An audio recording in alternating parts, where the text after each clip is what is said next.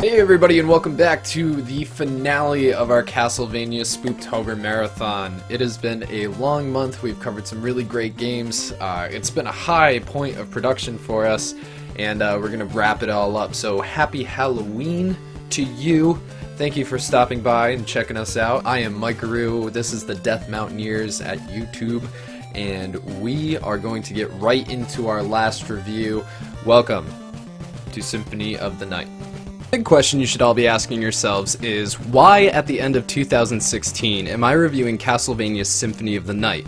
It's almost 20 years old and it's obviously good. In fact, an average score for the game between 12 of the biggest game critique websites lands it at a 92.95, and it's even been said to be one of the best games of all time. So why bother? Well, because it's my show and I can do whatever the fuck I want. In all seriousness though, this game is kinda special to me. If you watched my review on Lords of Shadow, you should know that up until this marathon I hadn't beaten any Castlevania games, or Metroid games for that matter. They interested me, but I hadn't gotten around to it yet. But Symphony of the Night in particular always made me the most curious. See, when I was a kid, things were kinda tough, and during one of the most trying times in my life, I lived next door to an interesting family, and the middle child of that household became a lifelong friend of mine, even if we went our separate ways from time to time. His name was Jared, and Jared had a PlayStation. See, I was a Nintendo kid, A, because Nintendo is the and B, because it allowed my mom the ability to censor the shit out of me and make sure I was killing bunnies and rabbits in-game instead of people. The 90s was a weird time, kiddies. Parents and the media were so anti-violence, down to censoring Looney Tunes and Tom and Jerry. Neoconservatism was meeting the minds of content creators in an age where extremism was the only thing that sold. And being a socially constructed young male of the era, I was in the spotlight of these social studies that were going on about this, as the market was primarily directed at me. That being said, I did accidentally kick a girl in the face in preschool playing Power Rangers, so I was forever a product of the problem, and my mom immediately cut me off from everything cool in the world for pretty much ever. But my cousin did have it worse though. He wasn't allowed to play Pokemon because of the implied animal abuse. Jared didn't have that problem though. In fact, he was encouraged to watch and play the most macabre movies and games I'd ever seen in my life. Needless to say, I lived at his house for a couple years. We would play all the games I would never have been allowed to at home, and I remember scouring their extensive movie collections for R-rated films with boobies in them. I was 9, guys. There weren't any internets back then, at least not in a place that wasn't the family computer with a dial-up connection, so boobies were few and far between. And it was during one of our talks about boobies that Jared mentioned Symphony of the Night. He recounted a tale of a game that had vampires, monsters, bosses that were so big that they couldn't even fit on the entire screen, and boobies. And also that his older brother had sold it. I dreamed of that game for years, and it honestly never left my mind. Nobody had it, I didn't own a PlayStation, and I wouldn't until 2015, so that was out of the question. But then came YouTube. Symphony of the Night was the first Let's Play I've ever watched. I don't know who did it, but it was at least 10 years ago, and before then, I didn't know you could record games at all. So here I am, it's 16 years later, I'm finally ready to beat this game and talk to you guys about it. So before I really get into it, I'd just like to dedicate this video to Jared, Mike, and Brandon for all the great memories that I had with them playing video games and hanging out as a kid. Thanks, guys. For all you 90s moms out there, Jared ended up way better than I did, despite not being censored. He did great in school, he did exemplary in the military, and now he's got a good life with his girlfriend and his kid at home. So I guess rating systems don't really mean anything, do they? Take that, Joe Lieberman! Castlevania Symphony of the Night was released on the Sony PlayStation in March 1997 during the boom of 3D graphics. However, this game is mainly 2D, using 3D for smaller things like save rooms and environmental effects. I love this graphical style, and the PlayStation, being a 32-bit system, was able to pull this off extremely well while using the remaining processing power not wasted on shitty polygons to animate the sprites of the player and enemies beautifully while using parallax scrolling in the backgrounds to add depth to the environment. This is a presentation to die for, and something that I find incredibly endearing, just like the animation in Yoshi's Island.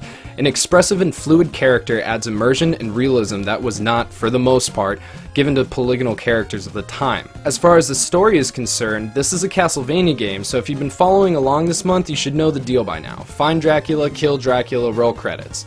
Though specifically, Symphony of the Night starts off at the end of another game that'll probably beat next year, Dracula X Rondo of Blood, in which Richter Belmont confronts Dracula and defeats him. It's pretty cool as you actually play the scene rather than just watch it, and the voice, Monster. What is a man? shit's fucking spot on. Oh yeah. So Richter kills him and disappears, and sometime later Dracula's son Alucard wakes up from his perpetual sleep he put himself in, probably to take a piss. I imagine sleeping for hundreds of years will do that to a guy. But he noticed rumblies in the night and sets off for Dracula's castle to see what's up. Shortly after his arrival, Death greets him and takes all his cool shit because Alucard says he wants to kill Dracula and nothing's gonna stop him. Like Circle of the Moon, Symphony of the Night is an RPG as well as an adventure platformer exploration game. So you'll begin leveling up relatively quickly, and once again, save rooms are back. Though in this series entry, save rooms are everywhere, which is fucking glorious. I can't even explain how happy this made me after ripping my hair out the entire way through Circle of the Moon. Symphony got the map right in this title, and it feels so good. The game in its entirety is better than Circle, being that it's truly fun, whereas Circle's difficulty made it aggravating and downright scary to traverse. This may be due to Nathan Graves' limitations, whereas Alucard is incredibly versatile. Also, Symphony has way more bosses, way more items, way more spells. It's just jam-packed as a piece of software, and it looks better as well. One downside is that Alucard is pretty slow, whereas Nathan was much faster due to his run boots. A key difference between playing as Alucard is that he doesn't use the vampire killer whip like heroes of the past. Instead, he prefers swords and fist weapons like gauntlets. These can be found in secret areas or by enemies dropping them when defeated. Alucard also has two free hands, allowing multiple weapons to be equipped at one time, as well as the classic sub-weapons, see holy water, cross, knife, etc. He also can change form. Being half vampire, he takes the shape of a wolf, mist, and a bat, all of which can be upgraded significantly throughout the playthrough. These transformations allow for unique and necessary ways to reach certain areas in the castle. So after a while, Alucard runs into Maria, a vampire hunter in search of Richter, who disappeared again after his last duel with Dracula. Alucard, being the hot, white-haired emo boy from every horny My Chemical Romance fan's dreams, plays the strong silent type, and they go their separate ways. You make your way through the castle, fighting boss after boss, picking up new powers and transformations, and eventually find Richter in the Colosseum. He makes you fight two bosses for his amusement, and then he takes off.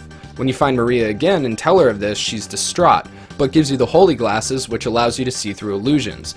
You then meet Richter at Dracula's throne room, where he explains that he will resurrect Dracula so they can fight forever. Though naturally, as every mid-2000s emo boy did, you equip Alucard with his new glasses, and using his new hipster vision, he can see that Richter is being puppeted by Dracula's dark priest, Shaft. Aw yeah, who's the dark priest with all the powers? Right on. Who's the main man resurrected Dracula? Can you dig it? Naturally, Alucard defeats him, but Shaft then summons an upside-down version of the castle, which is now yours to explore. The upside-down castle is no joke. The second you get there, you start leveling up really quick, but you're greeted by fucking Medusa heads and archers while trying to platform, and damn. Did I talk about the knockback? No. Okay, so the knockback is real in this game, and it can really screw you in times, sometimes allowing an enemy to hit you over and over, which sucks, but the real killer is getting knocked off ledges and out of doorways. It's just really annoying and can get you killed in a place like this. While I was at this point in the game, my buddy Lee gave me a hint about picking up a special sword in the library which I was near. It was a rare drop and took me about an hour or so to get two of them, but this is the Chrysagrim, and it does your max damage times 4, and when you have two, it attacks at a constant rate and from a distance, effectively making you invincible. This completely and utterly breaks the game. There is no more challenge at all. I set out through the rest of the upside down castle, mowing my way through every enemy and boss with zero difficulty. Now before I get to the spoilers, I just want to point out that this game has a great enemy range. All of your favorites are here in their horrific glory, and they look great and are a pleasure to kill. The bosses, most of all. I loved the bosses in Symphony of the Night, but here's some of my favorites. Grand Falloon, or Legion, is a floating mass of naked dead bodies. Galamoth is the only boss in the game that gave me a run for my money after obtaining the Chrysagrim, and the boss I believed Jared to have told me about all those years ago, Beelzebub, a rotting hooked corpse with gigantic demon flies buzzing around him. It was so awesome. Throughout the Upside Down Castle, you collect pieces of Dracula for his resurrection. You go to the core of the castle, defeat Shaft, resurrect Dracula, and then kick the shit out of him, banishing him for the next 100 years or so. I honestly can't say how hard these battles are, because with the Chrysagrim, it took me exactly 17 seconds to defeat Dracula. Afterwards, Alucard, Maria, and Richter watch the castle crumble away, and Alucard goes home to take another nappy. Yes, let's get out of here. Yeah. Ugh. What the fuck is this music? Ew. Oh my god! Everything about Castlevania Symphony of the Night is great, and as far as I'm concerned, it's the epitaph of the series. Not going to give you too much trouble, but it's difficult enough to keep you interested in it. The spells are fun to cast, the transformations are interesting, the enemies are awesome, the bosses are fantastic, and it's got a great soundtrack along with it, and smooth control, even though it can be frustrating from time to time during fights. The presentation still allows it to look good today, and can be easily compared to a lot of modern indie games. Okay, alright, so during the cutscenes it's a little bad. But during the actual gameplay, and as far as the important parts, I wasn't taken out of it.